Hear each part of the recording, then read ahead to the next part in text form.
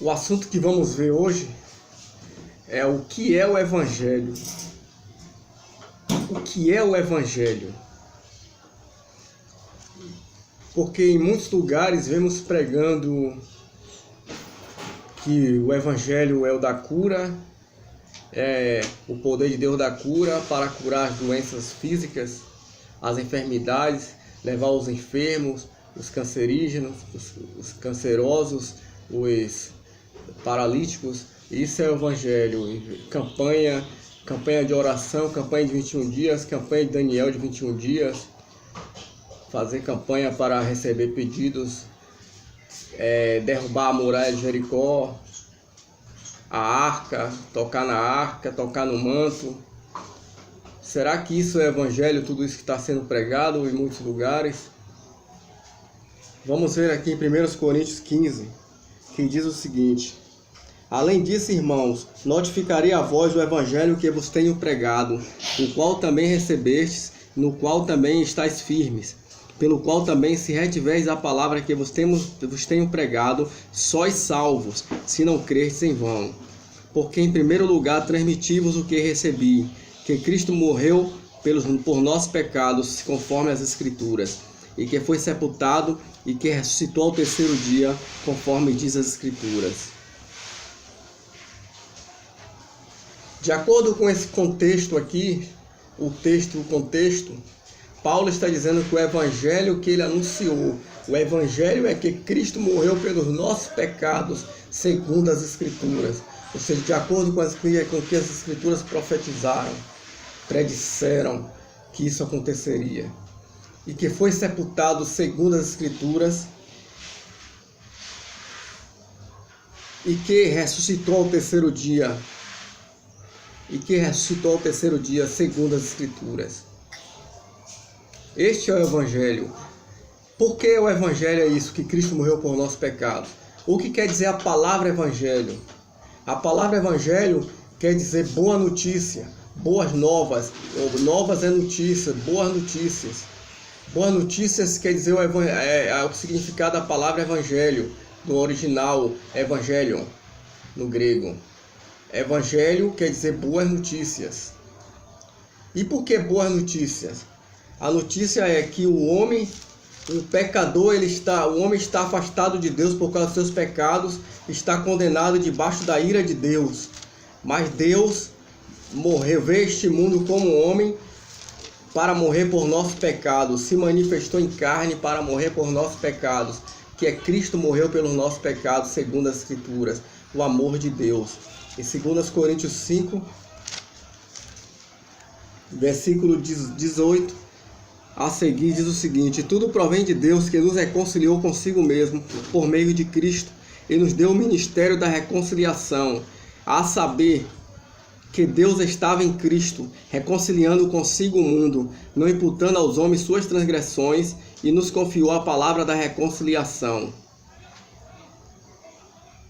Aqui diz que Deus estava em Cristo, reconciliando consigo o mundo dos homens perdidos, reconciliando consigo o mundo, não imputando aos homens as suas transgressões, ou seja, não levou em conta. Imputar quer dizer levar na conta da pessoa, não levou em conta, não levou em crédito os seus pecados, não colocou em crédito seus pecados, suas transgressões, as transgressões dos homens, não imputando aos homens os seus pecados, e nos confiou a palavra da reconciliação.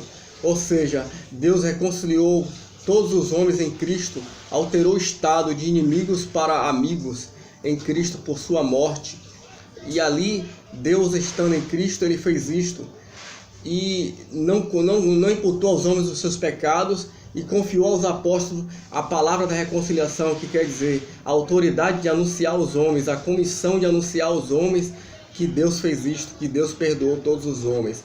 Portanto, se a ira de Deus virá sobre alguém, é porque essa pessoa não aceitou essa verdade, não aceitou a verdade do Evangelho, de que Deus já morreu pelos seus pecados, de que Deus em Cristo já morreu pelos seus pecados, de que Cristo já morreu pelos seus pecados, porque este é o Evangelho. Cristo já pagou pelos seus pecados. É como diz em João 3,16, porque Deus amou o mundo de tal maneira que deu seu Filho unigênito, para que todo aquele que nele crê não pereça, mas têm a vida eterna. Aí prossegue, porque Deus enviou seu Filho ao mundo, não para condenar o mundo, mas para que o mundo fosse salvo por intermédio dele, ou seja, fosse remido por intermédio dele, fosse perdoar seus pecados, resgatar seus pecados por intermédio dele. Quem crê nele não é condenado, mas quem não crê já está condenado, porquanto não crê no nome do unigênito Filho de Deus. Mas acontece que não basta apenas Cristo morrer pelos pecados do mundo, pelos pecados dos homens do mundo, mas sim que basta que o homem creia, é necessário que o homem creia também nessa redenção, creia nesse amor de Deus. É por isso que aqueles que não conhecem a Deus não amam, como está escrito, aquele que não ama não conhece a Deus, porque Deus é amor. Porque Deus é amor. Porque este é o amor de Deus. Deus enviou o seu Filho unigênito, para morrer por nossos pecados. Como diz aqui, nisso consiste o amor, não em que nós, em 1 João 4,10, não em que nós tenhamos amado a Deus, mas em que dele nos amou e enviou seu Filho como propiciação por nossos pecados. Amados, se Deus nos amou assim, também devemos amar uns aos outros. E logo cá embaixo diz o seguinte no versículo 19, nós o amamos porque ele nos amou primeiro. Nós só podemos amar a Deus porque ele nos amou primeiro. É diante desse grande amor de Deus que é visto no Evangelho, na boa notícia de que Deus morreu por nós. É diante desse grande amor de Deus que nós somos perdoados, nós começamos a amar, que nós aprendemos a amar. Em 1 João capítulo 2, versículo 1 diz o seguinte, filhinhos meus, escrevo-vos estas coisas para que não pequeis, e se alguém pecar, temos advogado junto ao Pai, Jesus Cristo justo. Ele é a propiciação por nossos pecados, e não somente pelos nossos, mas também pelos do mundo todo. Por todos do mundo todo, os pecados do Cristo é a propiciação. Propiciação é o sacrifício que sofre a ira de Deus.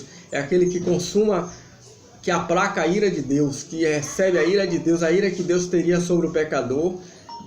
Aquele sacrifício recebe sobre si. Cristo recebeu sobre si a ira de Deus, a maldição de Deus em sua morte de cruz, por sua morte de cruz, para que nós não viéssemos receber a maldição da morte. Porque o salário do pecado é a morte, mas o dom gratuito de Deus é a vida eterna por Jesus Cristo nosso Senhor. Assim, este é o Evangelho, que Cristo morreu por nossos pecados.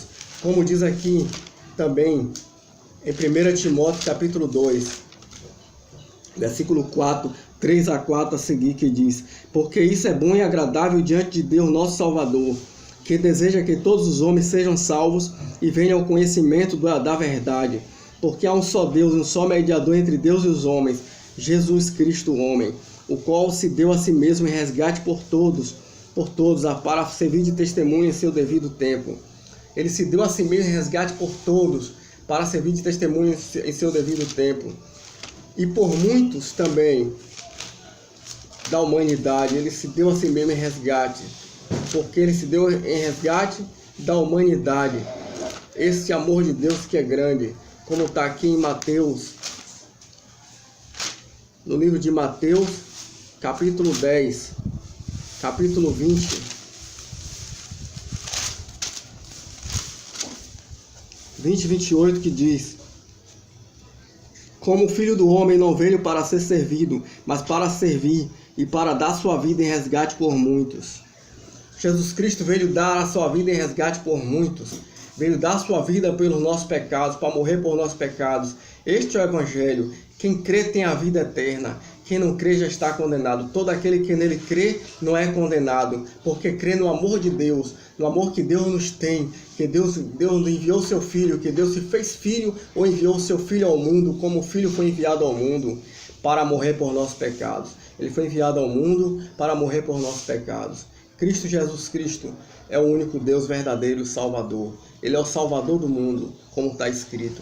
E também, vemos também Romanos 10, 9, que diz, se com a tua boca confessares que Jesus é o Senhor, e em teu coração creres que Deus ressuscitou dentre os mortos, serás salvos. A palavra Senhor ali é o mesmo Yahvé do Antigo Testamento. Se com a tua boca confessares que Ele é Yahvé, que Ele é Deus, que Ele é o Criador, o Yahvé, o Senhor, o Yahvé do Antigo Testamento, o Jeová do Antigo Testamento, como muitos chamam. O Jeová do Antigo Testamento é encarnado. Então serás salvo. Porque a pessoa que faz isso está vendo que o amor de Deus está derramado no seu coração. que Deus a amou e, portanto, ela assim ama a Deus também em devolução a este amor, em correspondência a esse amor de Deus. Da mesma maneira que em 1 Coríntios, capítulo 12, fala, versículo 3, ninguém pode dizer que Jesus é o Senhor, senão pelo Espírito Santo. Assim, este é o Evangelho, que Cristo morreu pelos nossos pecados, segundo as Escrituras, e que foi sepultado e ressuscitou ao terceiro dia, segundo as Escrituras. Essa é a palavra do Evangelho do Senhor.